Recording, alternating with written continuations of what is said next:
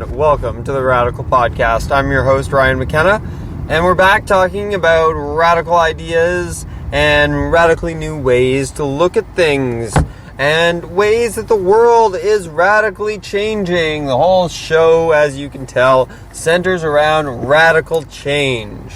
And I think we can all feel that there's something going on right now. We can feel that things are shifting and that we're seeing things that we've never seen before. We're seeing national grassroots movements able to mobilize and able to organize and able to stay ahead of the mainstream media. That is impressive. What's really impressive, if you were watching the caucuses on Saturday night in Hawaii, Alaska, and Washington State, they took hours and hours and hours to release the Hawaii caucus results. By the way, it was a grand slam for Bernie Sanders. In all three caucuses, record voter turnout. But that's not really the point. The point is that through all this, the mainstream media was talking about Hillary. And they were talking about how Bernie has no chance of winning because they're trying to drive the narrative. They're trying to tell you what the story is. Trying to tell everyone, and they've always done this. This is the thing, this isn't new. What's new is we're not believing it because we have other sources. You want to say that the reason that Bernie won Alaska, Washington, and Hawaii is because they were mostly white? Well then, and then, it doesn't change your narrative. Change your narrative a couple hours later and say, well, they had a minority of black voters, or a small percentage of black voters. Come on, Twitter's telling you you're wrong. I promise you, Twitter's telling you you're wrong. That is why Bernie made me white is trending. That hashtag is trending. Take a look. Bernie made me white. You've probably already seen it. Oh, how about WAPO made me white? Finally, we're getting to the source of the matter, aren't we? Washington Post, you guys screwed up. You screwed up big time. You tried to tell a whole ethnically diverse group of people that they're only voting for Bernie Sanders because they're white. They can prove it. They have photographs. We're able to send images of ourselves through the air so that we can show people what we look like. You can't lie anymore, mainstream media. You can't lie anymore. We're done with it. You try to lie, we're going to expose it in the same day. The same day. Why? Because you're not driving the stories anymore. You're lagging behind. We're driving the stories. We're making the stories. We're telling you where the stories are, and you're following behind. And you are behind. We were all over that Bird and Bernie. That moment of love, that moment of compassion. But that doesn't stand out to you folks because you don't see that as a ratings hike. You don't see good as something to focus on. And that's why you're losing. That's why you will collapse. It's not to say that journalism will collapse, but your corporate brand of it is going to. Because we're the media now.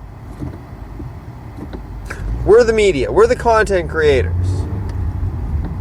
The images, the GIFs, the videos, the music, the podcasts that you hear, that you see on the internet, those are getting made by mainstream media, folks. The ones that they do make suck. They're terrible. Why? Because they're not tuned in. They don't get it. They don't get that it's about connection. They don't get that it's about emotions and empathy and love for one another and wanting to express ourselves to one another and wanting to be understood and wanting to be heard. They don't get that because that's not why they do it. They do it for the money. So they think that we're all just in it for fame and fortune.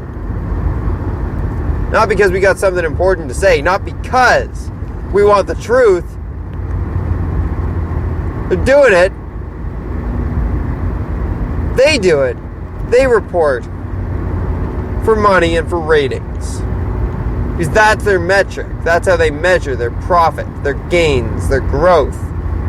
In those terms, in those cold, unemotional, unconnected terms. Those terms that are only concerned with personal gain, corporate gain.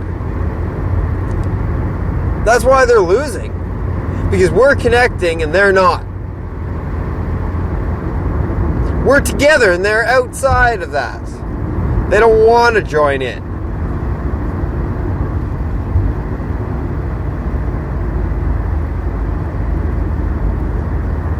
The media is irrelevant. Here's another reason why. If you examine the media very carefully, you'll notice they're not worried about reporting the news.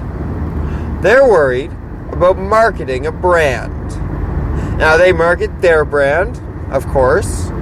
They market usually either Democrats or Republicans as a brand. And within that, they market the people, and those are the brands.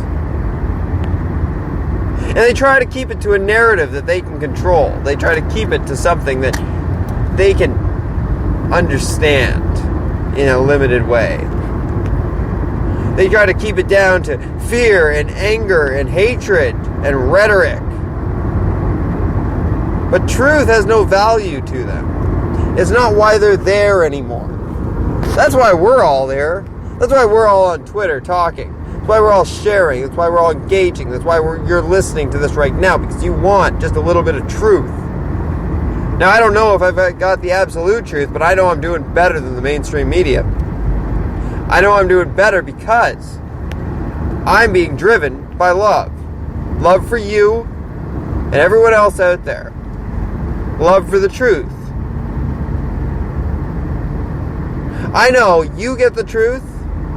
If you seek the truth, then I'm going to benefit. And if I seek the truth, you're going to benefit. And we all benefit from getting rid of the bullshit.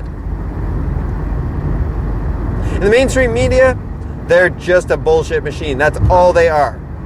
It's the only thing they do. The purpose of watching the mainstream media, to me, at this point, is no longer in any way, shape, or form to be informed. But rather, it's to get an idea of what the corporations, what the brands are that they're trying to sell us. Because if you know what they're trying to sell you, then you know why they're telling you certain pieces of information. You know that if they're telling you that they've got to go into Syria and they've got to start bombing, you know that the news is going to be full of information of why they need to do it, why they've got to go in, and you'll hear maybe just a little bit of opposition for a very brief period of time, but then they'll say, well, you know, the concerns are valid, but you know, the risk here is urgent and dire, and we actually have to act right now. If we don't, then we will all be killed. And that's the line, the fear. If we don't, and they'll always give you that. They'll always give you that. If we don't do this, horrible things will happen. Doesn't matter what it is. Doesn't matter. If you're talking about someone's bottom line, I guarantee you, well, look at the Saudi arms deal between Canada and Saudi Arabia. The new government has come out saying that they're opposed to it. But they can't cancel it. They can't stop selling stuff to Saudi Arabia because there's a contract. And if that contract's broken, jobs will get lost and the economy will tank and companies will fail and everything will go to shit. But that's just fear. It's justification for horrible, horrible things. Trying to get a hashtag to trend lately, Saudi Arabia murders children, because they do. Go look up pictures of Yemen. But do you see that on the mainstream news? Do you know that there's war crimes being committed in Yemen right now? I bet you don't, Why? Because that's not part of the narrative they want you to know. And they're not interested in the truth. We are. That's why we're here. We're here to connect. We're here to be together, to work together, and to figure all this shit out together. We're the media. We're here for the right reasons. We're here for the reasons journalism was originally invented. The reason why you didn't have everyone being a journalist before was because the tools needed to produce a paper, to do the legwork, to have film and photographs, to dig up information, were enormous, and they could only be managed by a firm, by a publishing company, by a press. And that took money. So, newspapers were started by people with money. Now, usually, in their original incarnations, they were started for a good reason. Now, they might have had some propaganda and spin, I'm sure they did. But they were started for the reason to inform the people. And that's why they were such an instrumental part of the leaps and bounds that we've made to get to today. But they've since become entrenched and institutionalized, as so many things do. And once that happens, once something is institutionalized, it becomes obsessed and addicted to the status quo. Because the status quo is what they base their measurements on, their numbers. And their numbers are what they base everything they do on.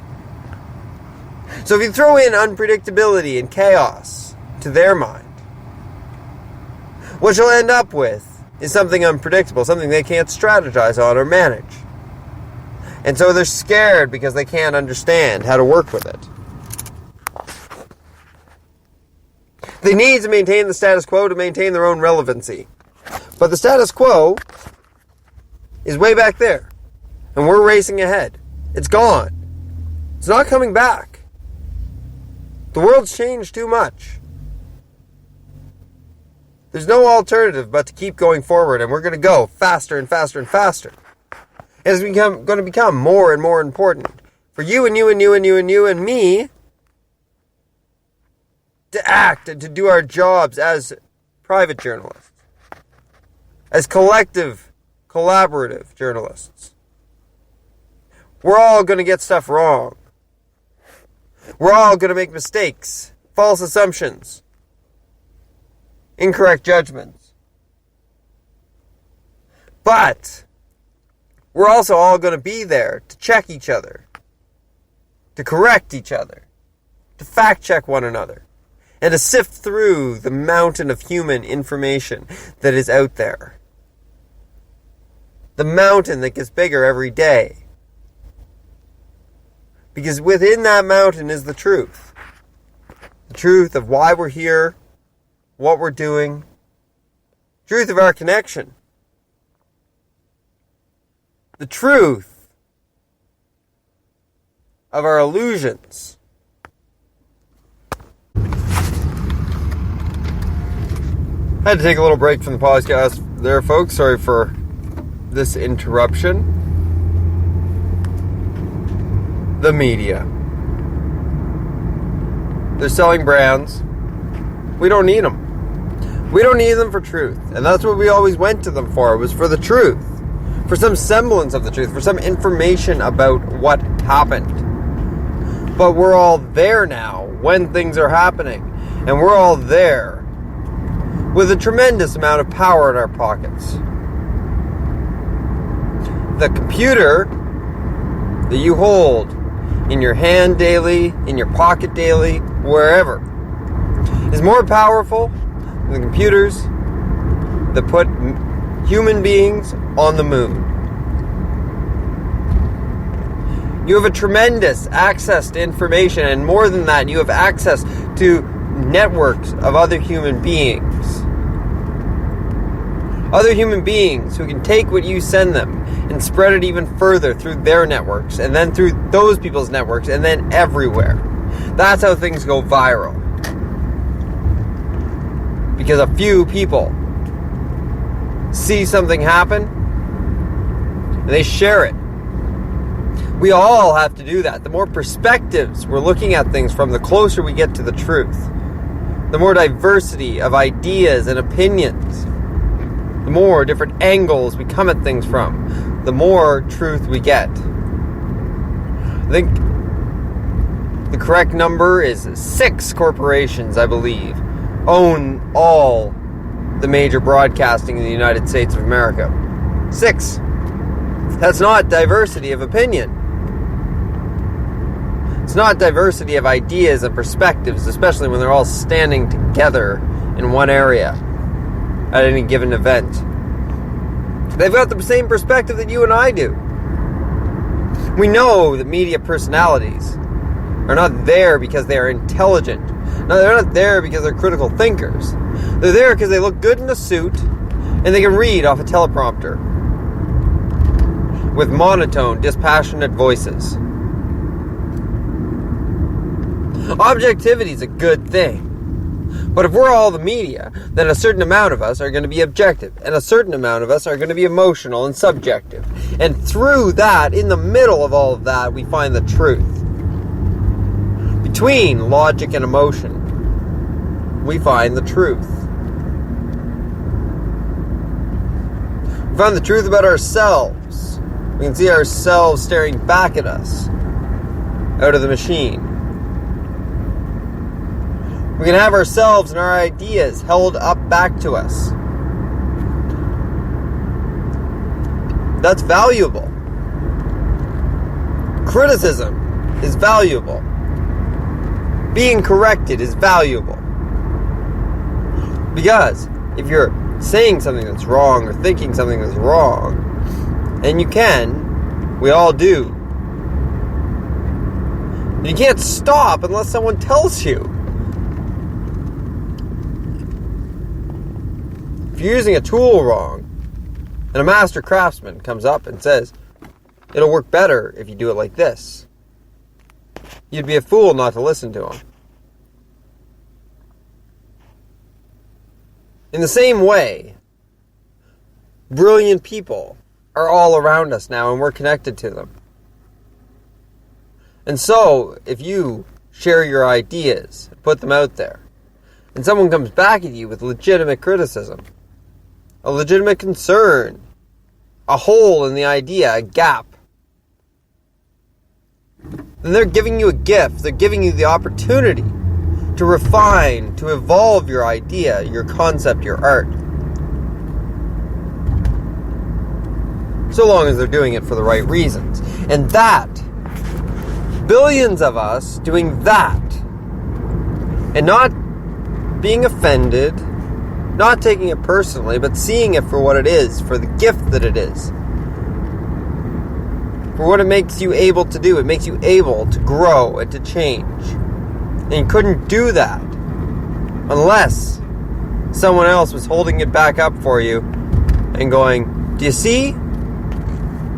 There's something missing.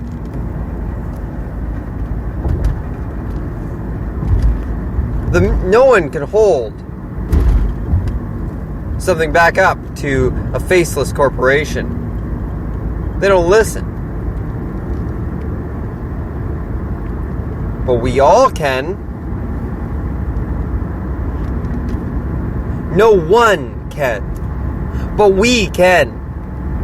This is what it all comes back to, is connection, collaboration, cooperation. Working to get results, not working to bolster our egos, make ourselves feel better. Working to get to the truth. Whatever that may be. Whether we like it or not. Whether it fits our ideas of how the world should be or not. Whether it makes us happy or sad, it doesn't matter. It's the truth. It's what is. And if we ignore it,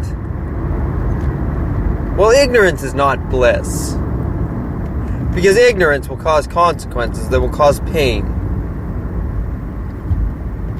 If you're ignorant about the fact that snakes bite,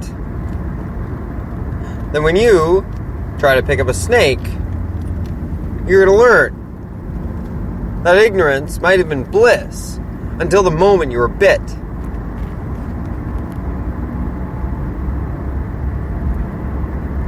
But ignorance is not bliss, because it leads you away from the truth. It makes you settle for half-truths. It makes you complacent.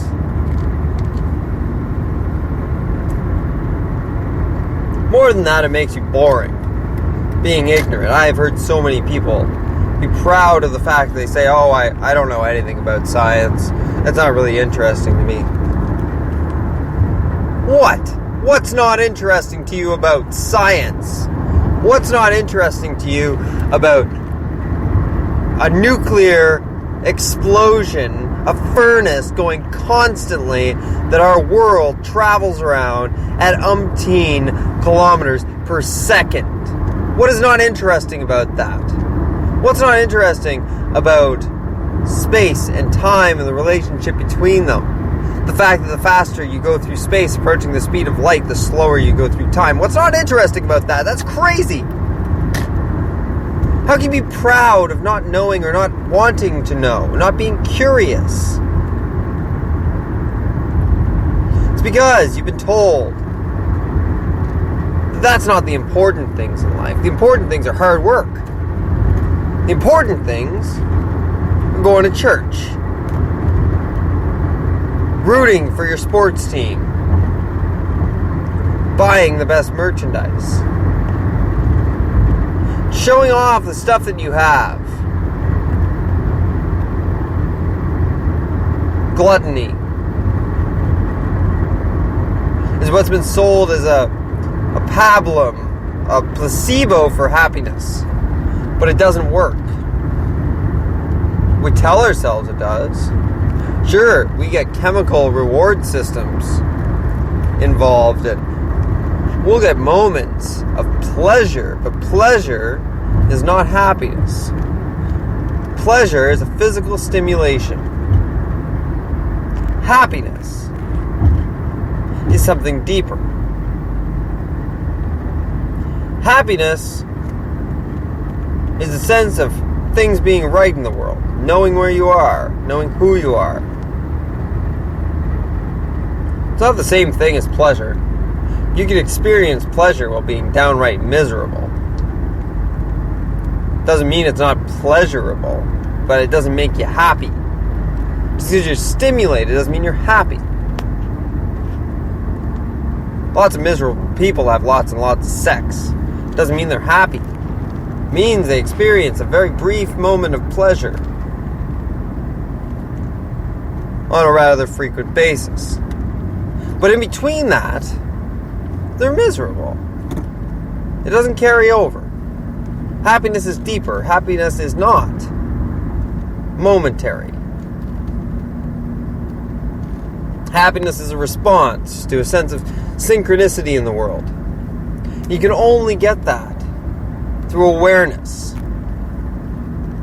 through being there for it, not being resistant to the passage of time, not being resistant to the change in your appearance, not being resistant to contradictory ideas, not being resistant to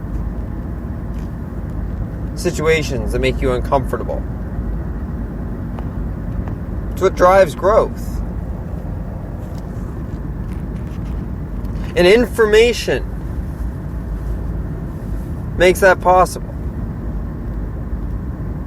The more information we're aware of, the more we become aware of.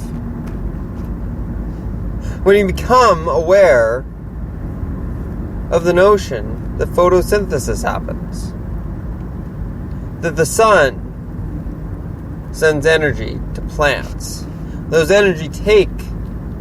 plants take that energy from the sun, and they take the carbon that we breathe out. And they fuse them together into sugars with the accidental byproduct of oxygen, which then goes back to us. Well, where's the separation after that? Where are we 2 organisms? Or 5 organisms, or 20 organisms? What is that? Why do we believe in separation? Why do we believe that all this is separate? Why do we think that we just float around in this world without affecting anything or being affected? Because we're lied to. Because our information sources, the media, for so long, has not been doing their job. They've been lying to us instead of informing us. They've been twisting the message to support policies that profit them. But when we go online, when you spend 4 hours going deeper and deeper into Wikipedia articles, when you see a news article that doesn't quite feel right and you start looking deeper and you look for the sources and you look for who wrote it and who's behind it and who's funding who's writing it, and you find why it didn't sit right with you. That's the essence of journalism, that curiosity, that drive to get the truth, get it out. That's journalism. We're doing it now with the right intentions, out of love, of wanting to set the record straight. They lost that. That's why there's a media blackout. And that's why it's only going to grow. It didn't just start. It didn't just start with the media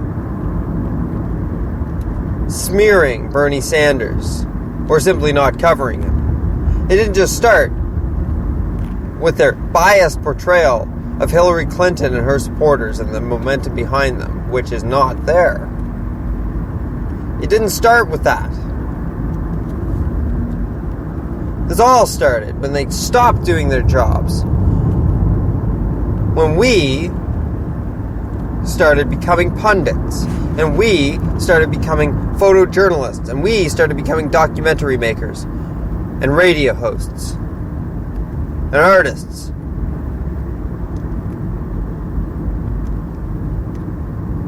And musicians sidestepped the record industry. And artists sidestepped the galleries and the museums. And we all sidestep the institutions because we don't need them. They used to control the flow of things. And they're still trying to, but they're failing. Because we have billions of pathways that we can follow to the information we want, the things that we'd like to get, the people that we want to connect with. We don't need to go through them. They are irrelevant. It is only our connection with one another that is relevant anymore. And you'll notice I talk about the institutions, not the people. Because the people in these institutions are part of us. They're part of what's new and what's coming. They're connected too. Maybe one of you is a media personality. Maybe one of you is a reporter or a journalist. And maybe you see what's happening. Postmedia here in Canada just shut down newsrooms across Canada. Now they own multiple newspapers, multiple media outlets in the same cities in some cases. So what do? They took their papers and they made them share the same newsrooms, the same equipment, the same people in most cases. Well, now you don't even have 2 newspapers. You have 1 newspaper sold under 2 different brands. And you're not going to get diversity of opinion or perspective from that. You're not going to get commentary that strikes at the truth of it, at the heart of it. You're going to get sensationalism, and you're going to get rhetoric,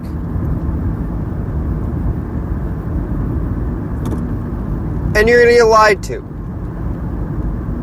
Because as I said previously in my bit about institutions and centralization and the need to decentralize everything, as soon as you put a small group of individuals at the top, as soon as you consolidate power or wealth under them, it becomes controllable, it becomes manipulable for those who seek to profit from it, from that power, from that wealth. But well, I could be co-opted individually, or manipulated, or bribed, or threatened, or you could. We cannot. You cannot stop a collective, a hive. Not like that. Because we're not funneling our stuff through them anymore. They're not an important part of the equation anymore. If they shut down, it doesn't matter. It doesn't matter. Someone will take their place. We will take their place. We'll produce the TV shows, our entertainment, what makes us laugh and cry and imagine. We'll produce the music industry collectively. Why do we need a record industry stealing the vast majority of the profits to go to billionaires and millionaires, producers and executives, instead of the person who's creating? We don't need that anymore. We can get it right from the source. We don't need middlemen. Technology has taken their place, which is ironic because for years they've used technology to take our place, leaving many without the ability to fend for themselves. But this whole thing, this whole internet thing, it's all gotten away from them. They didn't think this through. This wasn't something they planned. The internet grew like a tree. It wasn't put together like a machine. The seed was started in the 70s. And they never thought that it would be anything other than an experiment. A toy for the scientists to play with. But the scientists saw the value because they understood the value in collaboration and cooperation. The military, who created it, didn't. They didn't understand. They didn't see the value in something if it couldn't be used to kill or to maim or to extract intelligence. Which is ironic because it doesn't extract intelligence, it stimulates it. They didn't think it through. They just gave it away because it wasn't useful to them. And branches grew and grew, and the roots grew and grew. And soon it started communicating wirelessly into space and back down. And back and forth and faster and faster and faster and faster. Until it approached the 90s and then the 2000s. And our cables became many. And our servers became many. And connection began to increase exponentially. And we arrive at today and it's still increasing exponentially. Virtual reality is around the corner. We have drones that are getting cheaper and cheaper. And soon you'll be able to go to the store and spend less than $500 on something that can fly 5 kilometers away and tell you what's happening there. And you can watch it on your phone, on your computer, on your TV screen. You can see what it's doing and what's happening all around you from the sky. You'll have a bird's eye view. They didn't think it through. And now it's happening too fast for them to do anything about it. They can't shut it off because they need it too. Everything depends on it. They've tied themselves into it, and in doing so, they've eliminated the ability to take it away from us.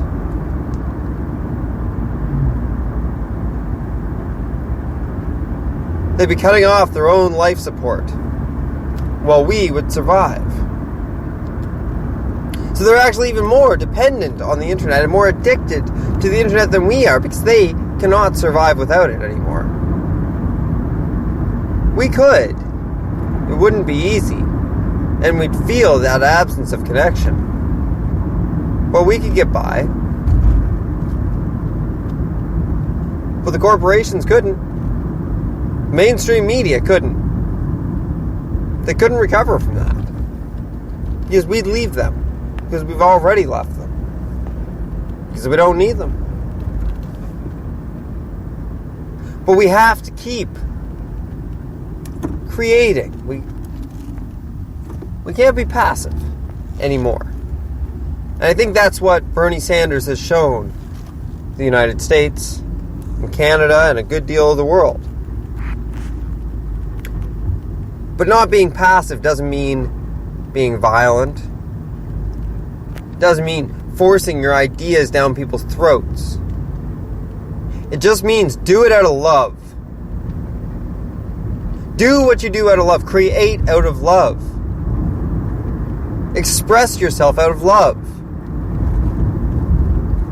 Do it because you think it matters. Do it to make everyone's life better.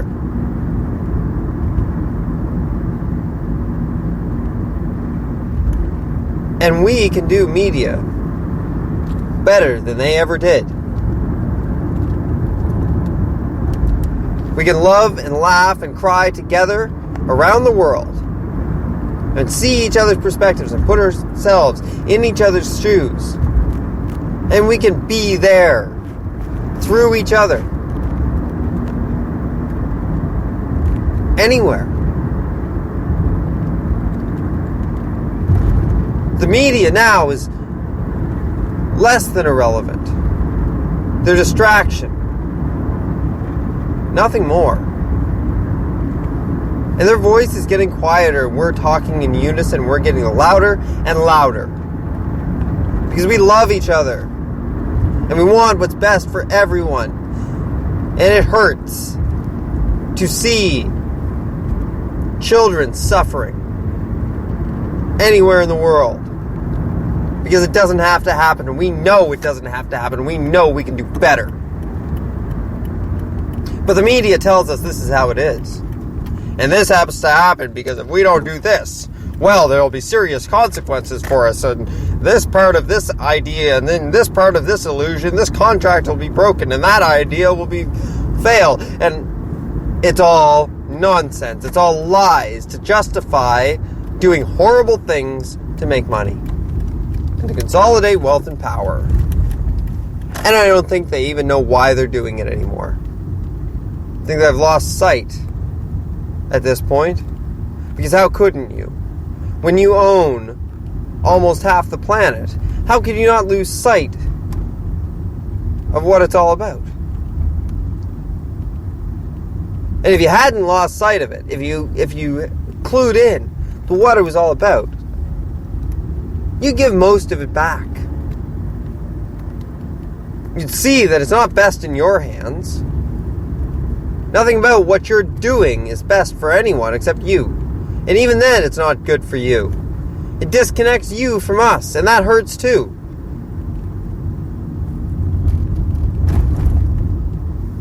Those of you who are angry at the people in the seats of power, you need to understand that these people are to be pitied. They are to be grieved for, because we have lost them out of our collective. They have been separated out through our structures and our institutions. They've been disconnected from us. And so we have lost, and they have lost. We have not gained. Love cannot be restricted only for those who see things the way you do. It cannot be restricted only for those who behave in the way that you think they should. Love has to be extended to everyone that you share the world with and the universe with. Because the world flows through you and them and everyone. And we're all part of it. We're all part of this one great organism. And well, you can disagree. Well, you can disobey. Well, you absolutely should try to change it and work against it. It doesn't mean you forsake the individuals. It doesn't mean that when the political revolution takes place, that we string them up on light poles or chop their heads off or hate them and shame them publicly. It means we say to them, we expect better. You have disappointed us. You've disappointed us because we know who you really are. You're us, and we're you. And we say that to anyone who kills or hurts or maims or rapes or stabs. And will we take appropriate actions to confine them if necessary, to defend ourselves if necessary, to defend others if necessary? We take those actions because they are what is happening and it's the only way to respond. But while we take those actions, we do it not because we hate them. We do it to stop them from doing something that will hurt them just as much. We do it out of love, and we should do everything out of love. There are no exceptions. Child murderers, child rapists. The damage that their actions is done to them and their connection with the whole.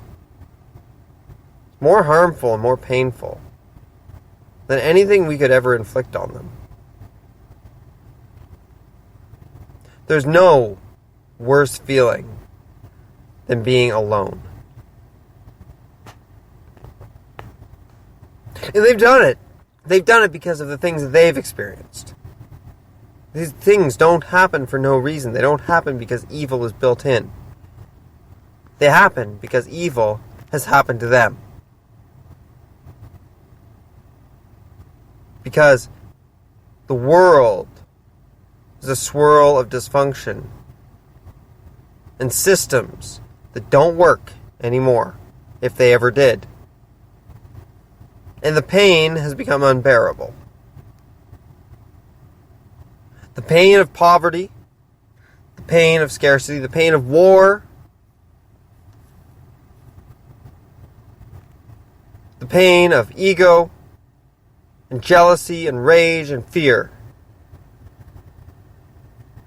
And that pain doesn't go nowhere, doesn't disappear, doesn't float off into the sky. That pain gets poured into children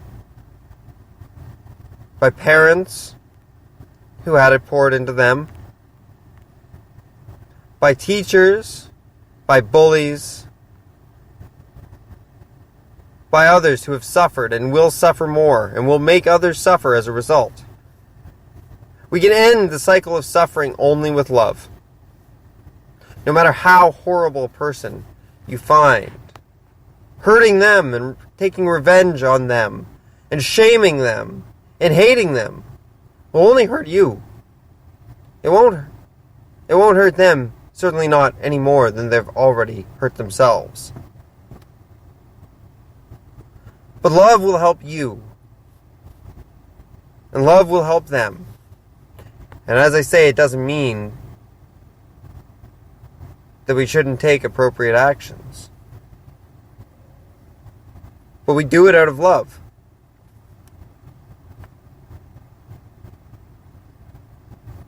And the same is true for those in the media.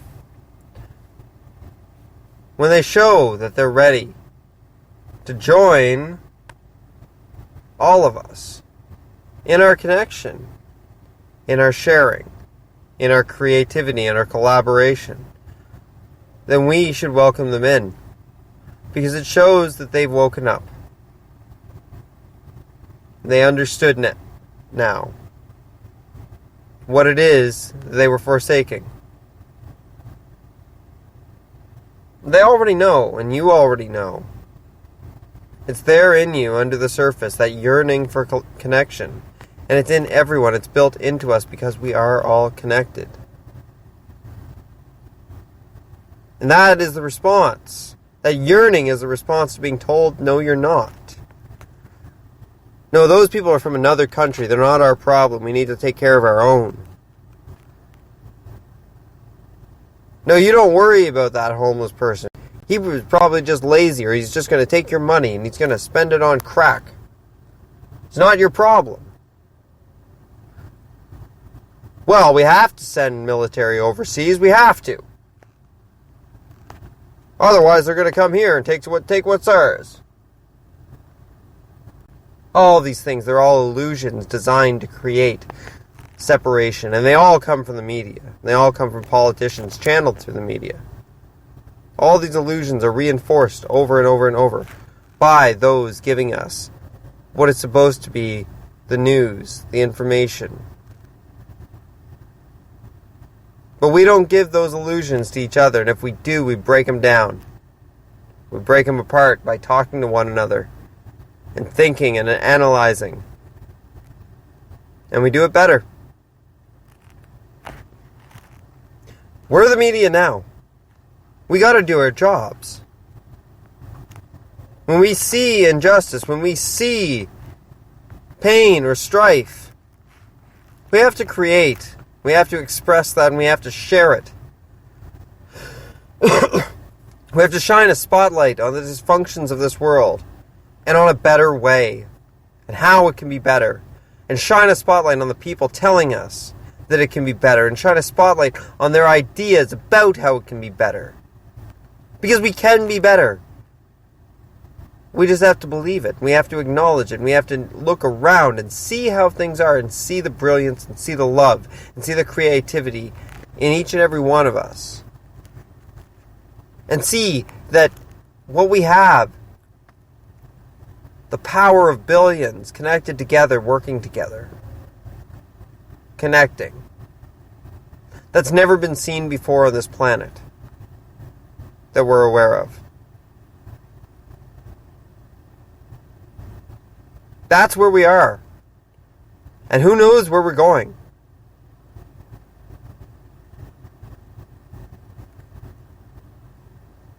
But it's time for the mainstream media to die, to fade away into obscurity. Because we don't need them anymore. And I've said that about every institution. But breaking the spell that the media has on us, that's huge. And we're doing it right now. Keep creating. And whatever you do, do it out of love.